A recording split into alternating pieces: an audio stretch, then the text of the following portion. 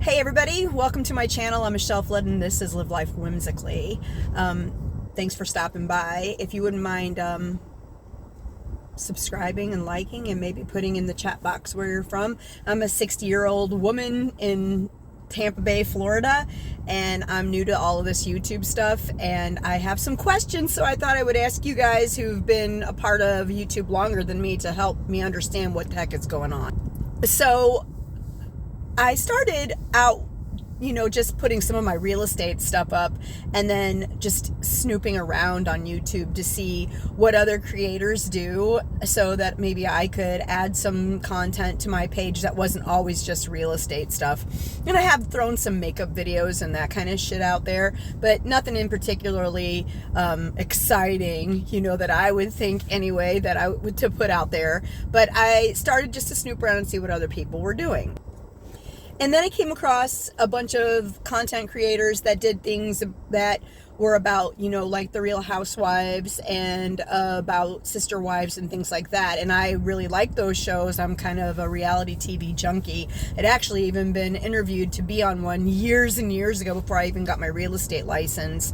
But anyway, I started watching a couple of channels, and one of the ones that I started watching was Without a Crystal Ball. And I really liked it. And I thought Katie Joy was funny and quirky and enjoyed watching her videos and breakdowns of the shows and stuff. I really didn't look much past that or really understand much of anything.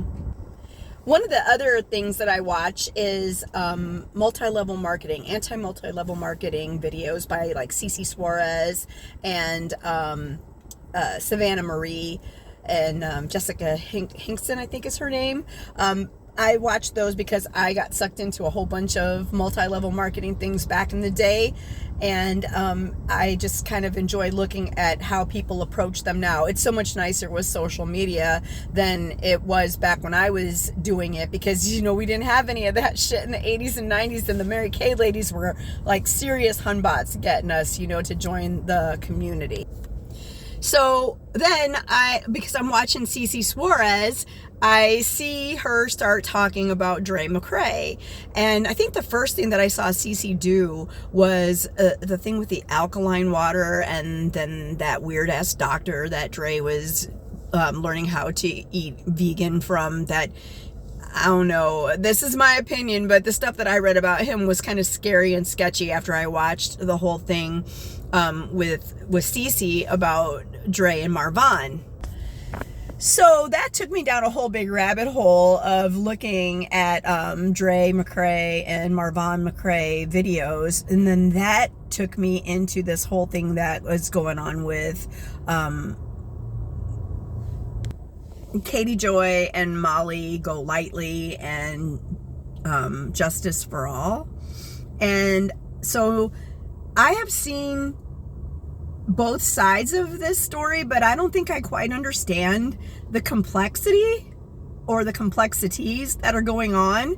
So I would really like it if somebody explained to me what the heck is going on.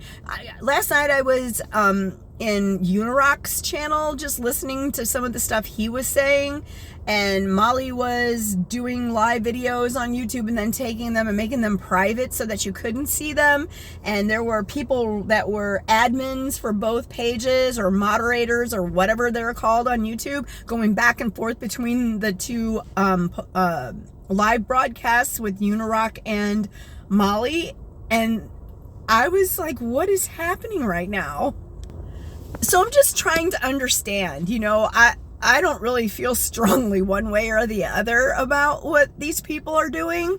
I just want to get it straight in my own head about what's happening so that I understand. I mean, I don't know that I'd stop watching any of them. Honestly, Katie Joy has blocked me on her YouTube page because I rolled my eyes in an emoji at her. And I didn't even say anything. I just kind of rolled my eyes on a message that she had posted.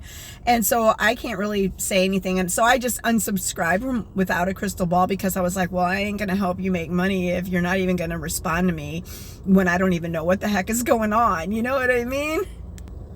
So I guess the thing that I noticed that really kind of fucks with me a little bit is that Von's story is sort of getting lost in all of this drama.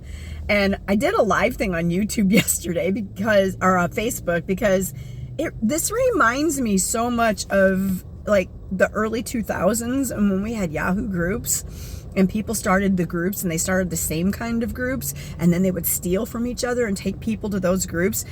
This is what YouTube and the content creators are reminding me of when they're all fighting with each other over, I'm not sure what at this point. It sounds like some people think that there is a suspect kind of fundraiser that was done, and that Marvon's biological mother may or may not have done something nefarious with the money, and Molly might be, involved in that.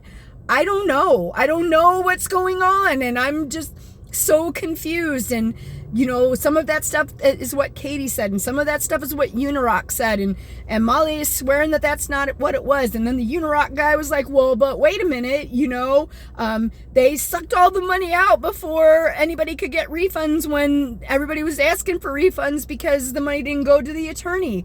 And then I heard Molly say, but she did go to the attorney. So, I don't know, and I want to know, because I'm nosy. And I'm an old Greek lady, and, this is what we do. We like to hear the gossip. So, can somebody give me the gossip? I really want to know. All right, thanks. See ya. Oh, if you lasted this long, remember to like and subscribe, and tell me where you're from. Like I said, I'm from Tampa Bay. This is Michelle Flood. Live life whimsically, my little whimsical people. See ya.